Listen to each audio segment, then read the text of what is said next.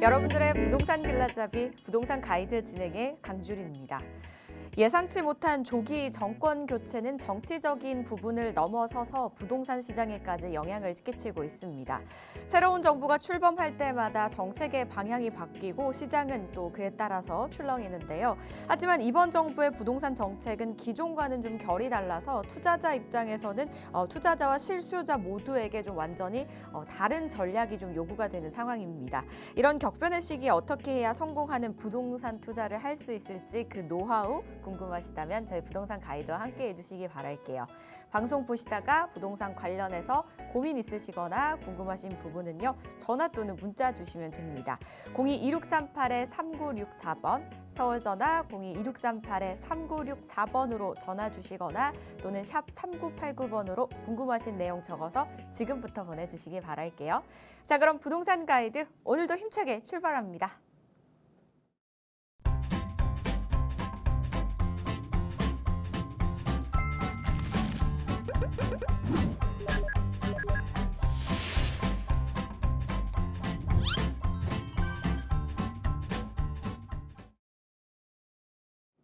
부동산 가이드 매주 목요일마다 함께 해주시는 분이죠. 시원시원한 고민 상담과 또 강의로 유명하신 분입니다. 국토개발연구소의 이윤환 대표와 함께합니다. 어서 오세요, 대표님. 네, 반갑습니다.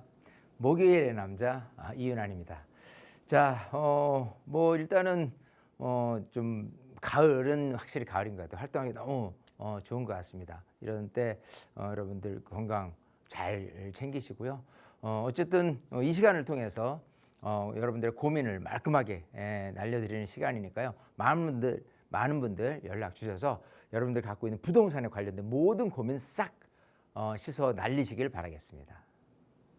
네, 여러 고민들 얼마든지 좋습니다. 저에게 전화 또는 문자 주셔도 되고요. 그리고 오프라인에서도 이야기 나눠보실 수 있거든요. 어떤 자리인지 대표님께 바로 설명 들어볼게요. 네.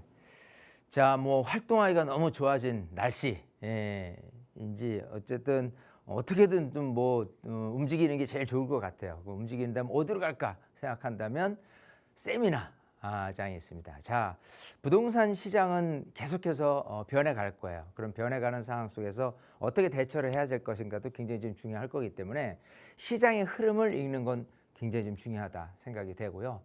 그것 말고도 또 여러분들이 갖고 있는 부동산 고민들도 굉장히 많을 겁니다. 그 고민들도 하나 둘씩 해서 해결 짓는 시간, 그리고 투자 관련돼서 어떻게 하면 적절히 아주 작은 금액을 투자해서 큰 이익을 볼 수 있는 재테크 어떻게 하면 좋을까, 이런 부분까지도 세미나를 통해서 알려드리니까요. 활동하기 좋은 날씨에 백문이 불여일견 여러분 직접 방문하셔서 직접 들어보시면은 내가 잘 왔다라는 생각이 물씬 들으실 수 있다 생각이 됩니다.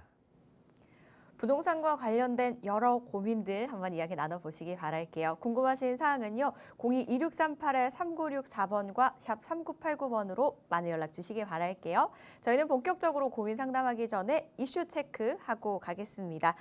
흔히 이제 국민평형이라고 불렸던 이 89제곱미터의 입지가 좀 흔들리고 있다고 합니다. 이제 그 자리를 59제곱미터가 지금 빠르게 대체하고 있다고 하는데요. 부동산 청약 시장에서는 이미 판도가 또 바뀐 지가 오래됐다고 합니다. 왜 이런 현상이 나타났는지 저희 이윤환 대표와 함께 이야기 나눠보겠습니다. 자, 뭐 갑자기 나타난 건 아니고요. 서서히 누적된 결과치가 아닌가 생각이 됩니다. 예전에는 그야말로 이제 큰 평형일수록 이제 부의 상징이기도 하고 온 가족이 모여서 불편함 없이 사는 게 가장 좀 좋았었던, 그리고 한때는 대형 평형의 인기가 굉장히 좀 좋았었던 시절이 있었던 것 반면에 점점 핵가족화가 되고 있는 상황 속에서 자연의 법칙으로서 이해를 해도 괜찮지 않을까 생각이 됩니다. 자, 어쨌든 소위 33평, 34평짜리냐 아니면 24평짜리냐인데 지금 얘기하는 24평형이라는 부분이 대세다, 재건축을 신청을 한다, 재개발 신청한다 하더라도 그걸 우선하는 부분으로도 좀 흘러가고 있는 게 사실입니다. 그런 측면에서 봤을 때는 이렇게 비유를 하면 좋을 것 같아요. 우리가 자동차를 매입하는 데 있어서 내가 조금 이제 큰 대형차를 이렇게 매입을 한다라는 부분하고 소형차, 중형차라든지 소형차인데 굉장히 좀 연비가 좋고 기능이 굉장히 잘 나왔어요. 그러면 어떤 걸 선택하시냐 거냐라고 한다면 굳이 대형차를 값비싼 돈을 지불하면서까지 연비도 좀 좋지 않은 그런 대형차를 선호할 리는 만무하겠죠. 그런 측면에서 트렌드 자체가 주거에 대한 형태 자체도 그런 쪽으로 흘러가고 있다. 하지만 무조건 20평대가 대세는 아니에요. 대부분들 생각을 해보면 우선적으로는 그 어떤 효율성 측면에서는 20평대가 좋다고는 하지만 그럼에도 불구하고 이 30평대는 확실하게 계속해서도 자리 잡을 수 있는 부분이 있기 때문에 여러분들이 청약이라든지 뭐 이런 분야에 대한 부분을 생각을 해봤을 때 너무 20평대 올인하는 모습보다도 30평대로 여유 있게 가는 것도 나쁘진 않겠다 이렇게 말씀드리고 싶습니다. 네, 주거의 트렌드가 바뀌면서 이런 현상이 나타나는 건데요. 그렇다고 해서 이제 59제곱미터가 전부는 아니다. 분명히 또 89제곱미터만의 장점이 있기 때문에 또 매력도 있기 때문에 두 가지 다 놓고 넓은 시각으로 한번 바라보라라는 말씀을 전해주셨습니다. 이런 내용까지 들어봤습니다. 잘 참고해 보시기 바랄게요. 그리고 이뿐만이 아니라 요즘에 이제 부동산 트렌드부터 해서 나에게 맞는 전략까지 궁금하시다면요. 세미나 자리도 한번 활용해 보시기 바랄게요. 성수동 인근에서 진행이 되고요. 10월 1일인 수요일 오후 1시부터 진행된다고 하니까요. 이 부분 잘 체크해 두셨다가 참석해 보시면 되겠고요. 궁금하신 사항은요. 02-2638-3964번과 샵 3989번으로 연락 주시기 바랄게요. 그럼 저희는 본격적으로 또 고민 상담 하나씩 나눠보도록 하겠습니다. 먼저 저희 전화 연결부터 한번 해볼게요. 여보세요? 네, 안녕하세요. 네, 안녕하세요, 시청자님. 어떤 점이 궁금하세요? 예, 저는 지금 송파구 잠실동에 그 리센츠 13평을 투자 목적으로 구입하려고 하는데요. 네. 지금 한 전세는 한 6억 5천 정도 하는 것 같고, 한 실투 한 7억은 뭐 들어갈 것 같아요. 네. 네, 뭐, 그래서 제가 이거 투자 목적으로 구입해도 좋을지 궁금해서 전문가님 의견 좀 여쭤보고 싶어서 전화 드렸어요. 네, 전화 정말 잘 주셨습니다. 사실 투자를 결정하고 난 다음에 질문을 하는 것보다 직전에 또 이야기를 나눠보시면 판단하시는데 훨씬 더 도움이 되니까요. 한번 오늘 이야기 나눠보도록 하겠습니다. 자, 잠실동으로 떠나보도록 할게요. 대표님 도와주시죠. 네, 반갑습니다. 네, 안녕하세요. 안녕하세요. 자, 지금 잠실로 왔어요. 잠실의 리센츠죠. 네네. 자, 여기 지금 13평형이라고 했으니까 굉장히 좀 작은 평형이에요. 네. 자, 그걸 이제 투자용으로 매입을 하면 어떠냐라고 하는 건데, 자, 이렇게 생각해 보죠. 우선적으로 잠실이란 일대 부동산 투자 어떠냐 그러면 나쁘지는 않아요. 계속해서 인기가 좋은 거는 사실입니다. 자, 그런 상태에서 리센츠 같은 경우만 보면은 리센츠는 대략 한 5,500세대예요. 네. 자, 이건 옛날에 이제 잠실 2단지 재건축된 거죠. 잠실 1단지는 엘스, 그다음에 2단지가 리센츠, 그리고 이제 3단지가 트리지움, 그리고 4단지가 이제 레이크 팰리스. 곧 재건축될 잠실 주공 5단지가 이 근처에서는 가장 대장주가 될 거고, 그런 대장주가 될 아파트 바로 옆에 있다. 그리고 또 자체적인 장점은 엘스도 그렇고 그 리센츠도 그렇고요. 자체 초중 고등학교가 다 안에 있어요. 그렇기 때문에 네. 학군적인 측면에서 굉장히 조금 높기 때문에 선호도가 높은 건 사실이에요. 자, 근데 이런 생각을 해봐야 돼요. 투자라고 생각하셨잖아요. 네. 투자예요. 자, 이게 지금 아까 매매 금액이 13.5억이에요. 자, 근데 전세가 6억 5천 껴 있어요. 그래서 7억 투자를 이곳에서 할까 하는데 어떠냐라고 한다는 건 결국은 이 13억 5천짜리 아파트가 계속해서 가격이 올라서 줘야 되는데, 물론 오를 수는 있어요. 자, 근데 이 예를 들어서 뭐 5년 전, 10년 전만 비교해도 10억도 안 되던 게 지금 이제 13억 5천까지 간 거로 생각한다면은 제법 올랐네라고도 생각할지 모르지만, 기본적으로 이제 일반 분들이 생각했을 때 주거 형태 같은 경우는 방이 최소한 2개 또는 3개, 화장실도 최소한 2개 이 정도를 많이 선호하거든요. 그런 상태에서 지금 얘 구조는 13평이지만 실제 전용 면적은 9평 정도 됩니다. 1.5룸형이에요. 그러니까 쫙 들어가서 주방 겸 거실이 있고 그 다음에 방이 있고 화장실이 있고 하는 부분이 이 형태인데 5,500세대 중에서 이런 식으로 1.5룸 지금 평형대로 구성되어 있는 게 868세대가 있어요. 굉장히 많은 수치죠. 자, 이게 비율로 따진다면 15%. 자, 15%라는 거는 결국은 한 100세대 중에서 15세대는 이런 작은 소형 평형이에요. 지금 말씀하신. 자, 수요공급 논리에서 봤을 때 15%는 적지 않은 퍼센트입니다.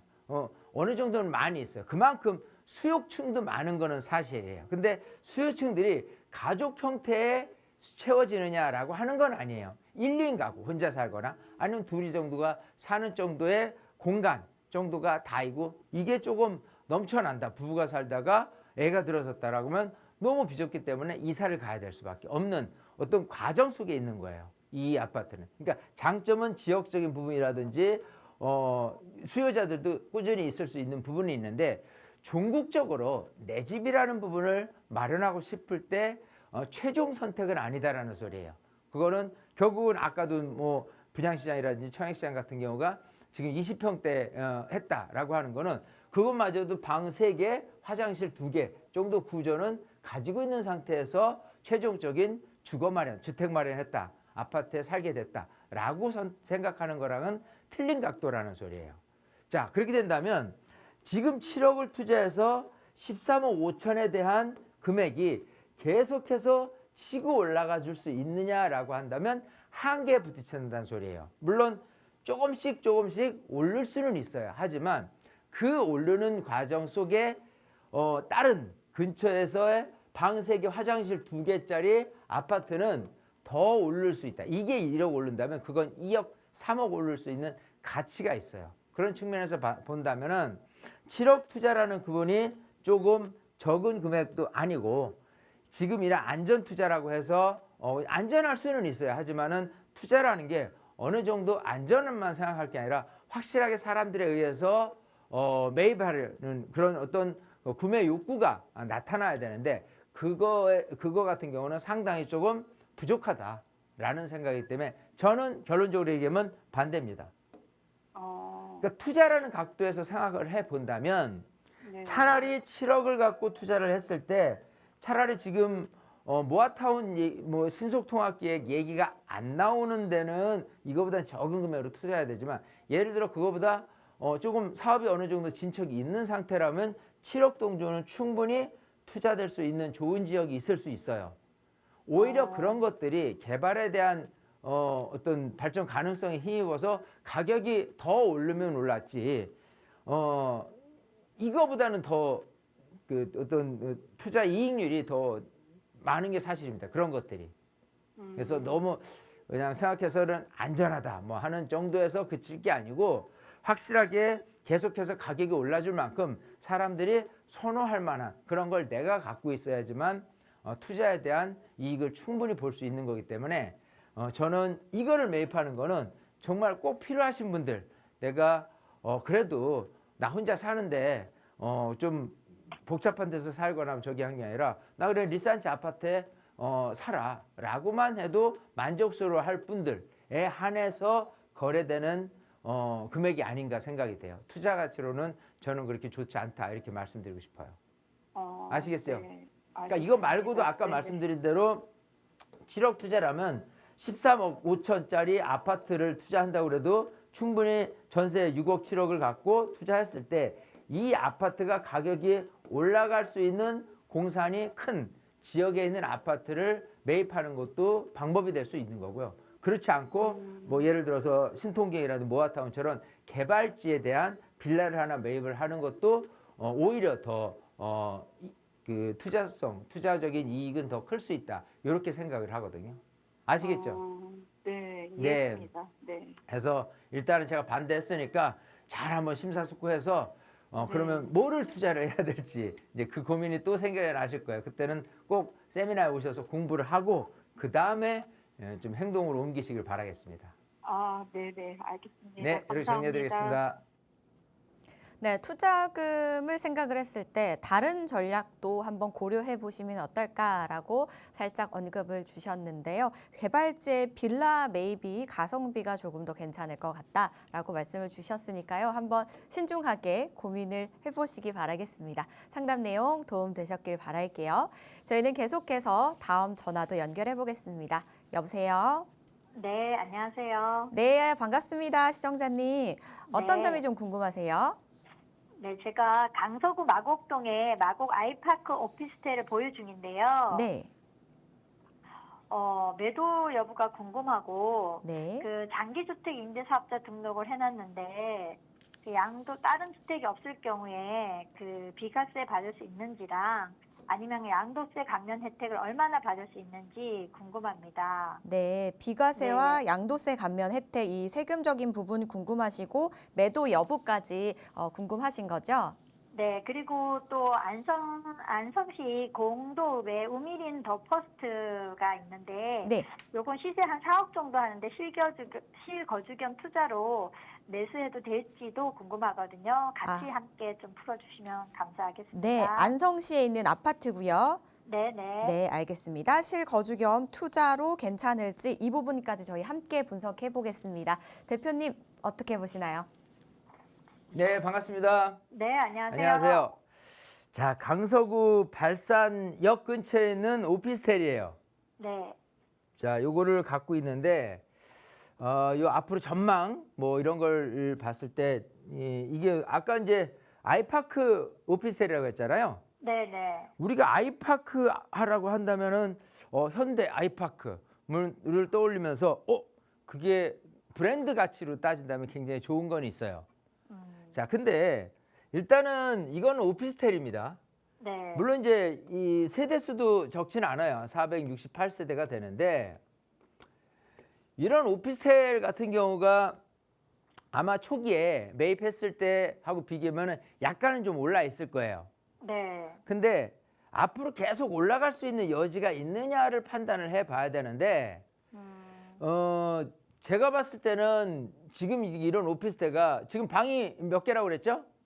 1.5룸이에요. 1.5룸. 1.5룸이면은 이제 아까 얘기한 우리 저 잠실의 리센치에 그 13평짜리 그거랑 같은 거에 방 하나 있고 그다음에 거실 겸 주방 있고 이런 건데 자, 기본적으로 이제 오피스텔 같은 경우가 투룸 이상이다라고 했을 때 아파텔로 불려요. 그러니까 네. 아파트로서 이제 거주를 하는 건 좋은데 모양새는 오피스텔로 돼 있는 거 그걸 아파텔로 하는데 이거 같은 경우 원룸이나 1.5룸 같은 경우는 아파텔로 불리기에는 쉽진 않습니다. 1.5룸은 그래도 방이 하나라는 구조이기 때문에 그냥 오피스텔이에요. 그러니까 우리가 생각했을 때 오피스텔에 대한 개념을 생각을 해보면요. 보통 이제 원룸을 생각을 하고요.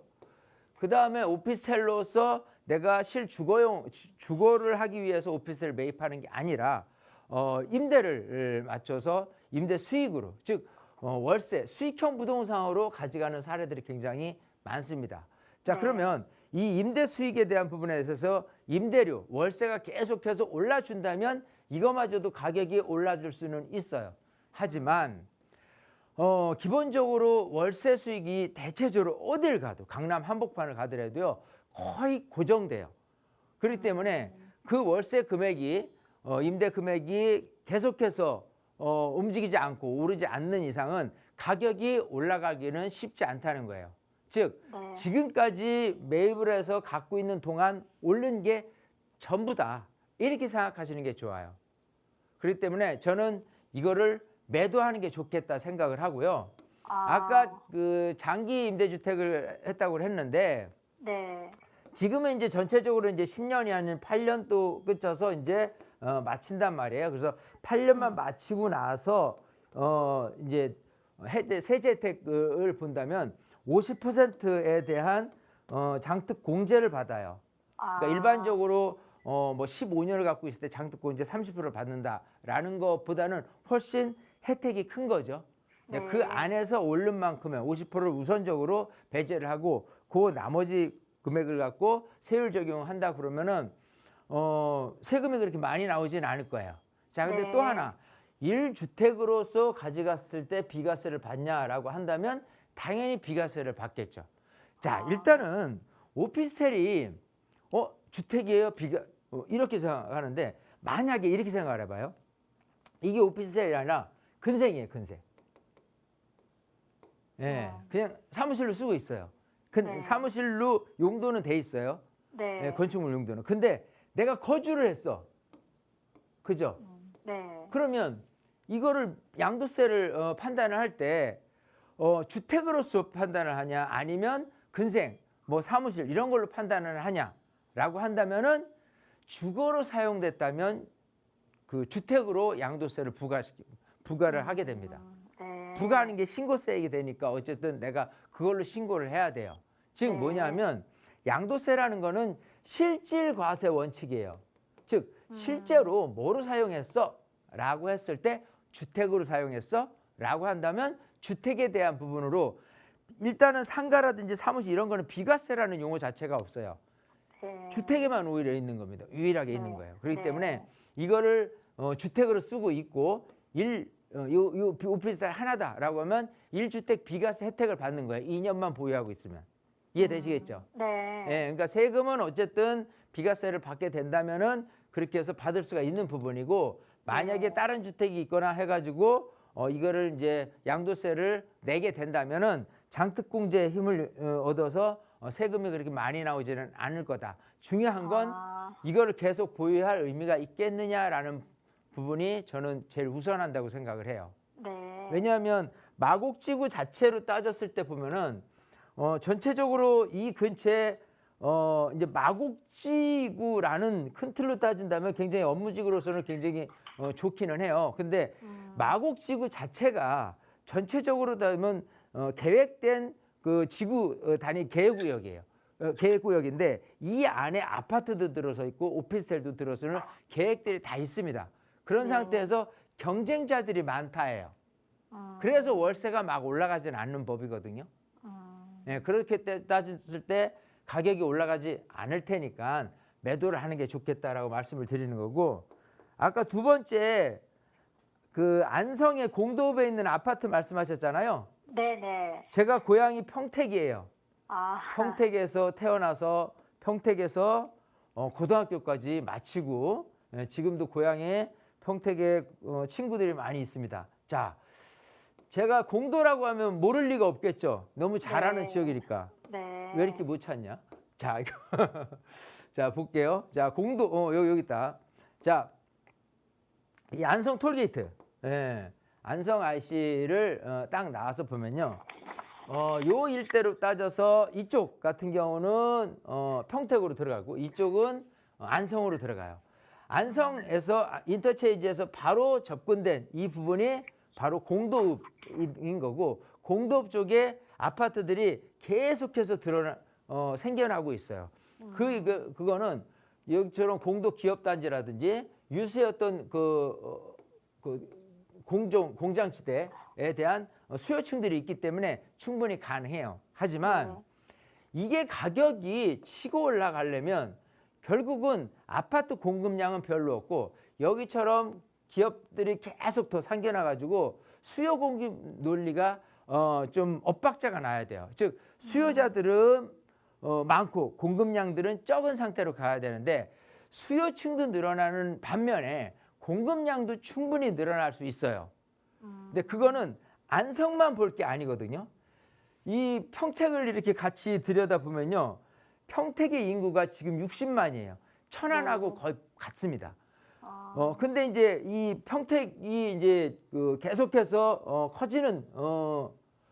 커져가고 있잖아요. 뭐 국배 고적 신도시에 보면은 큰 삼성 LG 단지도 들어오고 여러 가지 형태, 또 평택강의 인근에 여러 가지 물류에 관련된 것도 어마무시하게 들어서 있어요. 자, 이 상태에서 평택만 해더라도 계속해서 아파트 공급에 대한 계획이 있습니다. 자, 그래서 평택만 해더라도 기본적으로 고덕, 국제 신도시 인근의 아파트, 특화된 아파트, 아니면 지지역 근처에 있는 아파트, 특화된 지역을 제외한 나머지 모든 아파트 같은 경우는요, 가격이 올라가기가 어려워요. 네. 그거의 일환으로 지금 마찬가지 안성시 공도읍에 있는 아파트도 마찬가지입니다. 지금 평택에 있는 이쪽 부분이 이제 용이 택지지구인데 일단 기본적으로는 여기마저도 가격이 정체돼 있다고 보시면 돼요. 물론 뭐 주택이나 여러 가지 측면에서 봤을 때 장점은 딱 하나 있어요. 스타필드가 여기 들어와 있어요. 아하, 그래서 예. 스타필드 보면 저도 깜짝 놀랄 정도로 주말에 모든 인근에 안성, 평택, 천안, 뭐 오산에 있는 사람들 다 와요, 일로. 예, 그래서 워낙 넓고 또 이제 반려견이라든지 이런 걸 데리고서 쇼핑도 할 수 있는 부분이기 때문에 그냥 아이들도 데리고 오기도 하고 어마무시하게 많은 사람들이 와요. 자, 그런 측면에서 쇼핑에 대한 일환으로 생각을 해본다면 분위기는 좋아요. 하지만 집값에 대한 부분이 과연 이렇게 스타필드 근처에 있다고 그래서 집값이 마구 올라갈 거냐는 아니라는 소리예요. 네. 이해되시겠죠? 네네. 큰 틀에서 봤을 때 수요 공급 논리상 지금 이 아파트의 공급량은 계속해서 주변에 더 늘어날 가능성이 있다. 수요층들이 늘어나면서. 네. 아시겠죠? 네. 그래서 가격이 더 이상 올라가기 쉽지 않아요. 그래서 그쪽을 거주겸 투자라고 했는데 일단 그쪽 뭐 가서 살 일이 있으면 일단 전세라도 살아보세요. 네. 그러고 나서 분위기 살펴서 내가 여기서 사는 게 좋겠네라고 그때 선택해도 해도 늦지 않다는 거예요. 아시겠죠? 예. 예. 하여튼간 저는 제가 고향이 평택인데도 불구하고 투자적인 관점에서는 조금 아니올시다라고 답변을 드리고 있으니까요. 잘 한번 고민을 해보시길 바라겠습니다. 네네. 알겠습니다. 네, 너무 정리해드리겠습니다. 감사합니다. 네. 네, 일단 오피스텔은 매도 의견 주셨고요. 그리고 비과세는 1주택으로서 2년 보유를 하시면 가능하다고 합니다. 그리고 또 문의 주셨던 안성시 아파트는요. 투자적인 측면에서는 이제 거주를 좀 먼저 해보시고 결정을 하시면 어떨까라고 좀 조심스럽게 말씀을 주셨거든요. 이 부분 참고하셔서요. 현명한 선택 꼭 내려보시기 바라겠습니다. 상담 내용 꼭 도움 되셨길 바랄게요. 자, 이렇게 여러 가지 고민들 부동산과 관련된 어떤 고민이든 좋습니다. 궁금하신 부분 있으시다면 02-2638-3964번과 샵 3989번 계속해서 열려 있으니까요. 많이 연락 주시기 바랄게요. 저희는 이번에는 문자를 만나보도록 하겠습니다.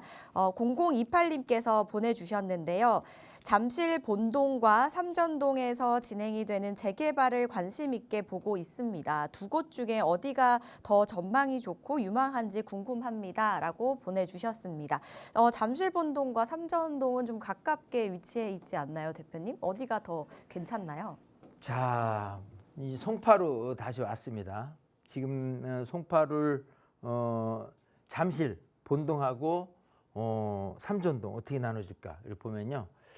이렇게 보면 될 것 같아요. 이 삼전역을 중심으로 해서 이쪽 그 잠실 아파트 일대 쪽으로 이렇게 돼 있는 이 구간이 잠실 본동이에요. 여기가.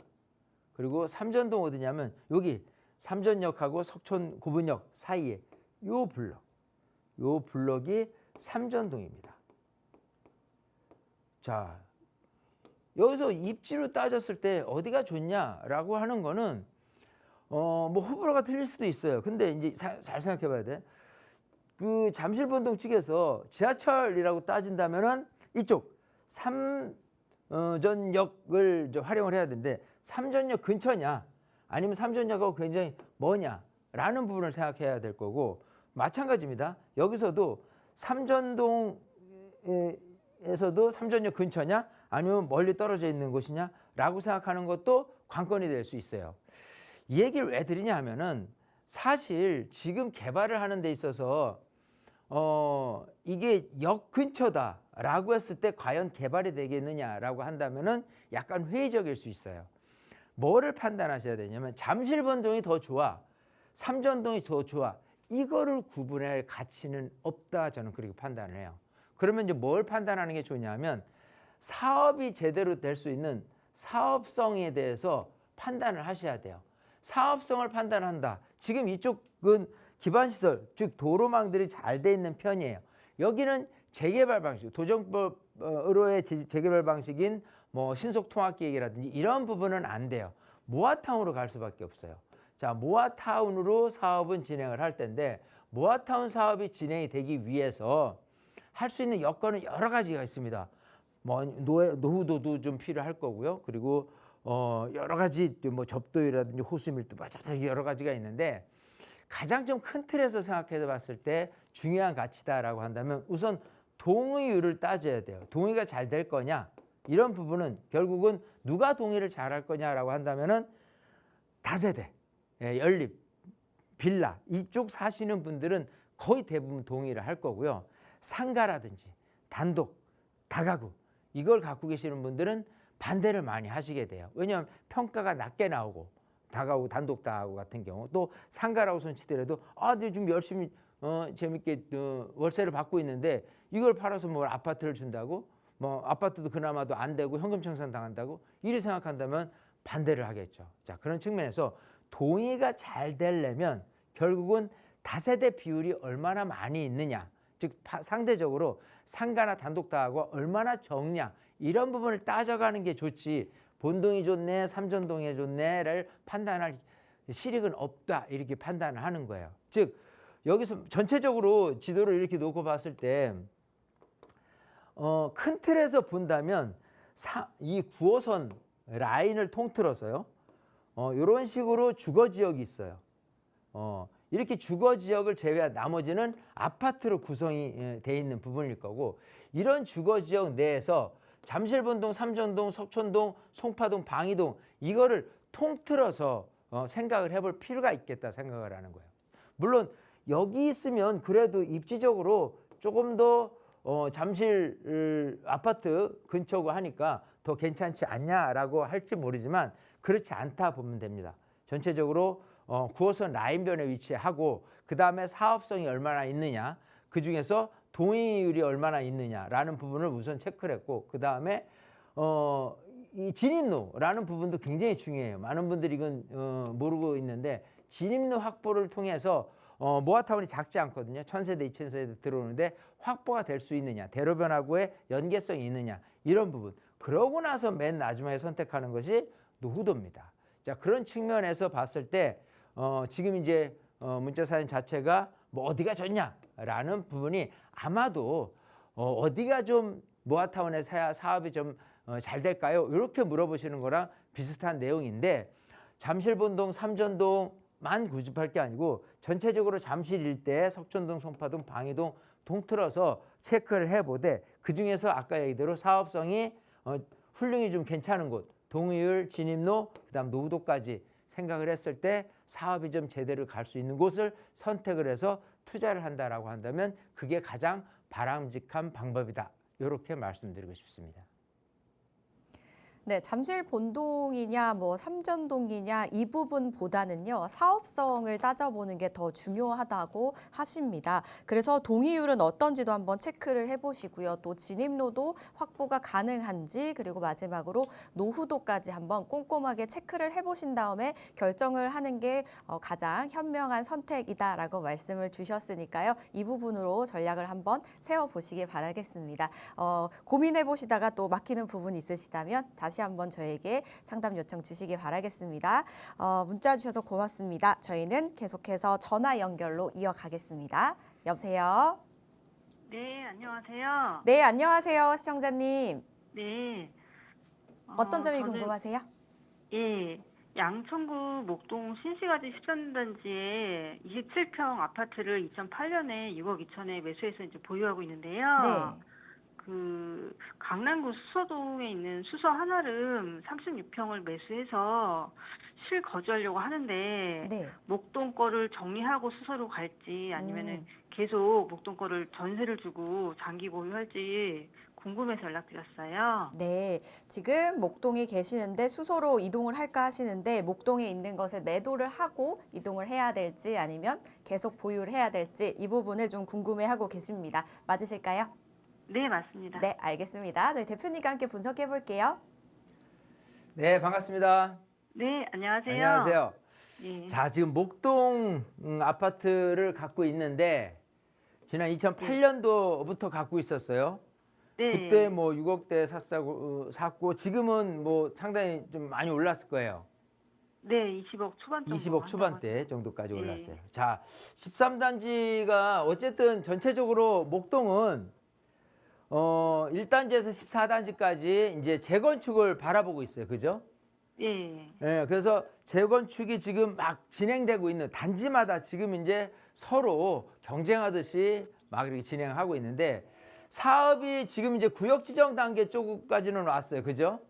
네. 그런 상태에서 거기서 더 가려면 이제 조합 설립 인가를 받고 또 이제 사업체 인가를 받고 이런 단계가 남아 있긴 하는데 어쨌든 재건축에 대한 기대치 때문에 가격도 많이 올랐고 또 앞으로도 가격이 계속 올라갈 가능성이 있어요. 왜냐하면 어차피 재건축돼서 새 아파트가 될 거기 때문에. 그죠? 그리고 네, 위치도 양천구천역 바로 옆에 있어요. 예, 바로 단지 세대도 2,300세대 정도 되고 네. 자, 어쨌든 뭐 장점이 많은데 얘를 팔고 수서를 갈까? 얘를 전세를 놔두고 수서를 갈까인데 여력만 있다면 무조건 이거는 팔면 안 돼요. 아, 그래요. 예, 전세를 주고 그다음에 수서로 갈 수 있으면 그렇게 가는 게 정답이다 이렇게 말씀드리고 싶거든요. 아, 왜냐하면 네. 한참 재건축을 진행하고 있는데 이 재건축이 나중에 이제 속도가 갑자기 빨라져 가지고 뭐 이렇게 진행이 된다라고 한다면 엄청난 후회를 하게 될 거예요. 물론 수서와 강남 아파트도 괜찮기는 하지만 일단은 거주를 목적으로 가신다고 했으니까 그죠? 예, 네, 예. 그런 측면에서는 재건축을 앞두고 있는 이런 아파트를 놓는 거는 매도를 하는 거는 상당히 좀 아까운 일이다 그렇게 생각이 되고요. 네. 자, 이렇게 생각하면 돼요. 아마 이게 세금이라는 부분 때문에 생각을 할 텐데 이 목동에 있는 아파트가 A고요. 아까 수서에 있는 하나룸 아파트가 B입니다. 이제 새로 사는 이게 새로 샀을 때 날짜로부터 3년 안에 얘를 팔면 비과세를 받아요. 그죠? 아, 네. 자, 네. 근데 그렇게 해서 일시적 2주택으로 반드시 얘를 3년 안에 팔아야 되는 명제가 어찌 보면은 시간 벡터에 밀려가지고 자칫 잘못 오류를 범하는 거예요.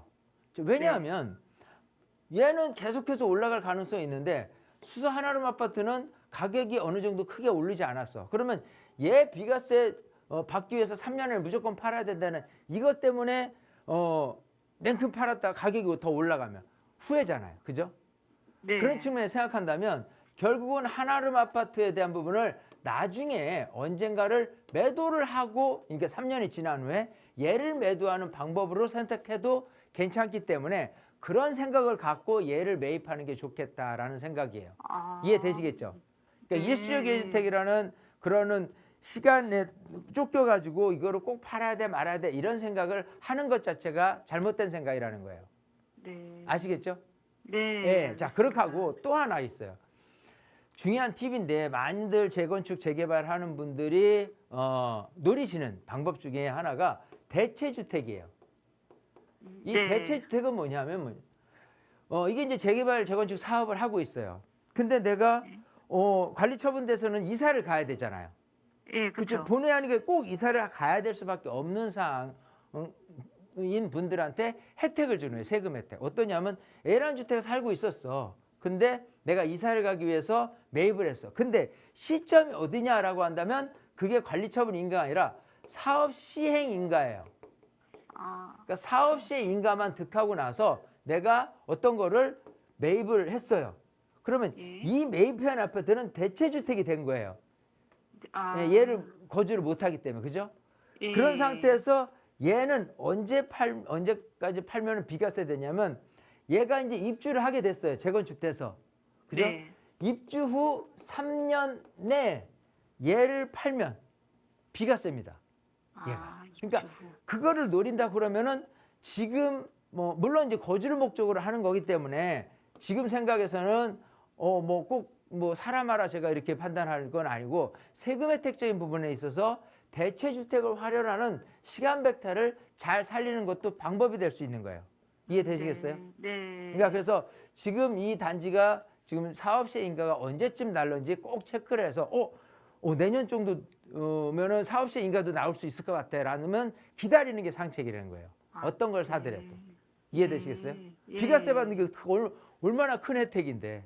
그렇죠. 모르지만 비과세는요 굉장히 세금 혜택 중에 특히 주택에 대한 혜택 중에서 굉장히 큰 거예요. 그런 혜택을 네. 누리는 게 좋기 때문에 이걸 권해드리고 싶고 아까 첫 번째 방식대로 지금 매입을 한다라고 한다면 수서 한아름 아파트 좋아요. 수역 옆에 있고 너무 괜찮은 지역이기 때문에 좋기는 한데 얘를 팔고 나서 얘를 팔 생각을 해야지 3년 안에 반드시 팔아야 된다는 명제를 갖고 목동 아파트를 팔 생각을 하면 안 된다. 이 말씀을 드리고 싶어요. 아시겠죠? 예, 알겠습니다. 아유, 감사합니다. 여기 정리해드리겠습니다. 네.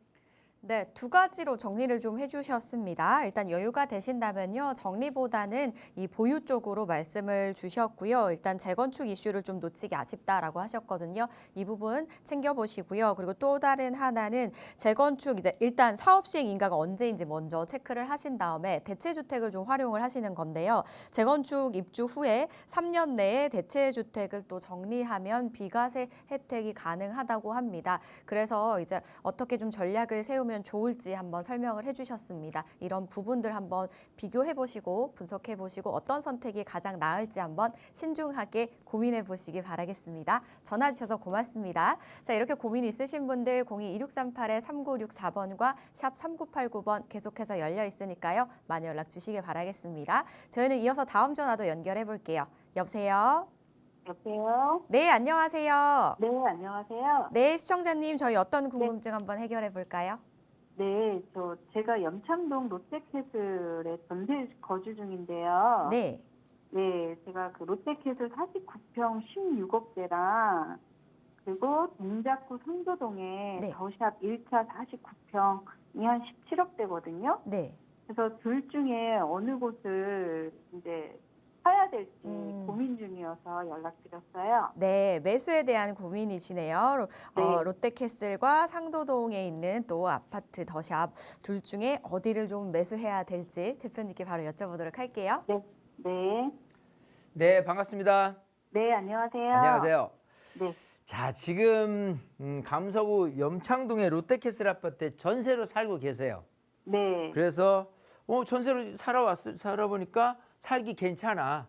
네. 그리고 지금 평형이 좀 큰 거예요. 49평을 네. 살고 계시니까 이거를 지금 16억에 나왔는데 네. 요거를 살까 하는데 일단 그 염창동 롯데캐슬 같은 경우는요. 이 등촌역 바로 옆에 있어요. 네. 완전 네. 초역세권이기 때문에 너무 네. 괜찮고 한 300세대 정도 되는데 네. 한 20년 됐어요.